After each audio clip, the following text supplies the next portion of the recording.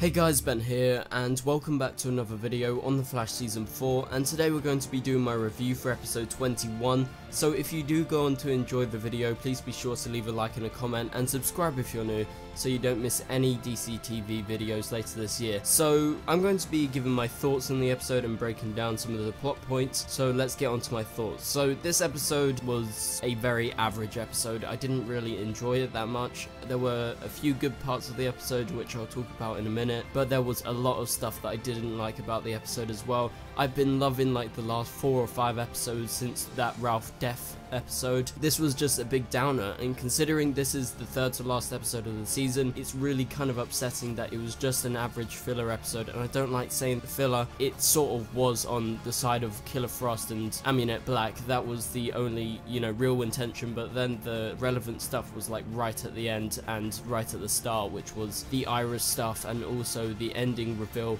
of Devoe actually being by himself without Marlize. Let's first off talk about Katie Sackhoff and Amunet Black. Okay, so from the past episodes that she's been in, you guys know that I absolutely hate her character. I think she's terrible, and Katie Sackhoff, her accent is absolutely horrible, and it's just a total stereotype. Like, for fuck's sake, please just use your American accent that you had at the start of the episode. That was good. I think that's her normal accent, and this accent is unbearable. Every time I'm listening, I'm literally just squealing. I can't. No.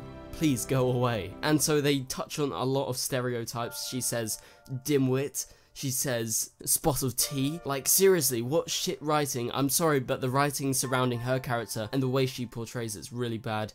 And by the way, her pronunciation, even if she's trying to be English, is really bad, because she's trying to actually use a very posh English accent. She's saying stuff like after instead of after, and that is just like basic 101 English. If you're trying to be a posh English person, don't sound like you're coming from the north of England, and don't sound like you're gonna say after or bath or path or something like that because you got a shit accent. I'm sorry, but that just really annoyed me, and the stereotypes just really kick in. And just the infuriating thing about this is she's trying to be a proper serious character. Even though she has humor, she's a serious character. She's a villain. She's not supposed to be a full-on stereotype like what we got with Harrison Wells and all his doppelgangers. They were on purposely stereotyped. She's not on purposely stereotyping English people. She's just doing it in a really, really bad way, and she's been badly written. So, past my little rant about Amunet Black and Katie Sackhoff, we're going to be moving on to some better parts of the episode.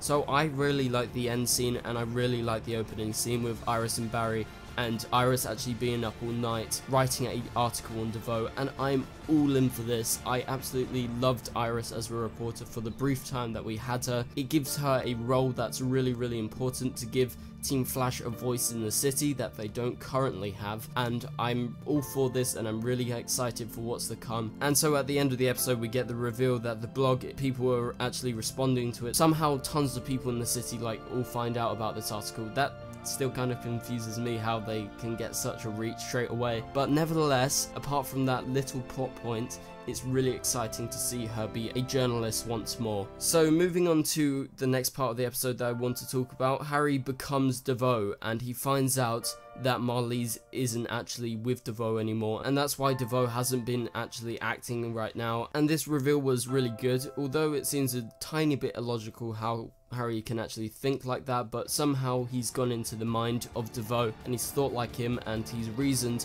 as to why Devoe wouldn't be doing anything right now, and that was justification to not include Devoe in the episode. I was kind of upset that Devoe wasn't in the episode, considering this is the third to last episode, and I just want them to explore the story a lot more, and I felt like that would have been a bonus to the episode if they included more of that, but that's a shame. But it was a good part, it was a great reveal, I thought. So now Team Flash know that Marlize isn't actually with Devoe. They are going to be getting help from Marlize in the upcoming episodes. So moving on to Harrison Wells. So in the episode we get to meet the old council, and we get to see the new council of Wells, and we find out that it's in his heart that he will actually find out, how to stop Devoe, and he doesn't need to use his intelligence necessarily. And we get introduced to a French stereotype version of Harrison Wells. We get to introduce to the New York Harrison Wells, and then we get the weird Harrison Wells again. I really did like the stereotype on the New York person. He's actually called Sonny Wells, and I think that's actually a play on The Godfather, because one of Corleone's sons actually called Sonny, and I think that's a play on that. I really did like the stereotyping, and it's not like Amunet Black. These stereotypes are done on purpose, and Tom Cavanagh is hilarious when he does it, so I enjoyed this part of the episode.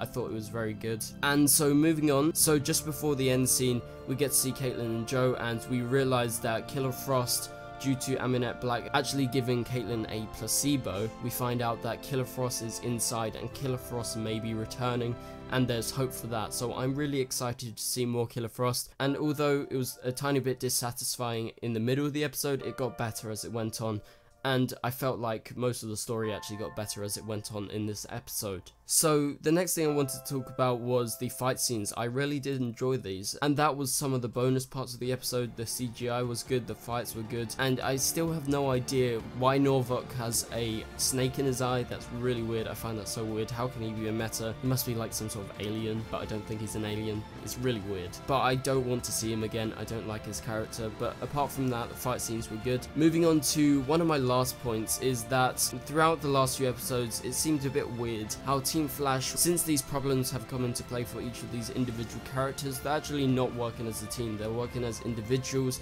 Cisco's with Harry, they're the only people teaming up to try and sort out Harry's problem.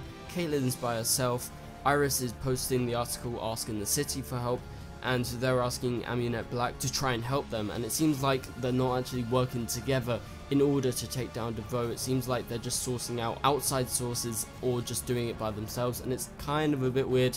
I think that's one of the down parts of the episode as well, how they split them all off. I know they try and not include everyone in the same scenes, but it's just kind of a little bit skew-whiff, because in the past they've worked so well together, and when they combine their minds, because there's so many smart people in Star Labs, they can actually do a lot more than what they can do by themselves, and that's just a little bit irritating from the way I see it. And so the last part of the episode I want to talk about is when Barry revealed himself to Amunet Black, and this kind of frustrated me. So he's just revealed himself to a mass murderer, a massive criminal, and they just let her go, and it just seems like Barry by now is just revealing his identity to everyone.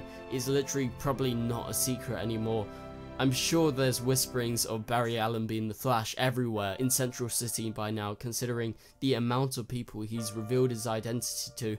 He had no reason to take his mask off then, even though she had a rough guess. He still could have not taken his mask off and actually said, look, no, I'm not taking my mask off. My identity is secret. How many times he's actually revealed himself, and I think that is really kind of stupid from a writing standpoint. And so overall this episode was a mixed bag. I had quite a lot of gripes with the episode, which is a big amount compared to the recent episodes, because I really liked the recent like 5 episodes or so, and it's just a shame that we had such an average episode leading up to the finale, because we've only got 2 more episodes after this episode. And so I hope that they pick back up on the tone that was in the past episodes. This episode was more humorous, which I wasn't a big fan of, so I'm really excited to see what they have to offer in the last few episodes. Hopefully it's a lot better. I have no doubt it's going to be the main story. There's not going to be anyone like Amunet in the episodes. Hopefully she never comes back to the show. I'm sorry, but I really hate her character, and I think Katie does a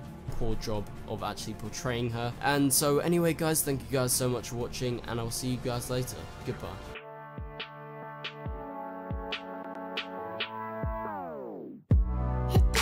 Strong, it doesn't make us weak. Tongue tied to service like shy.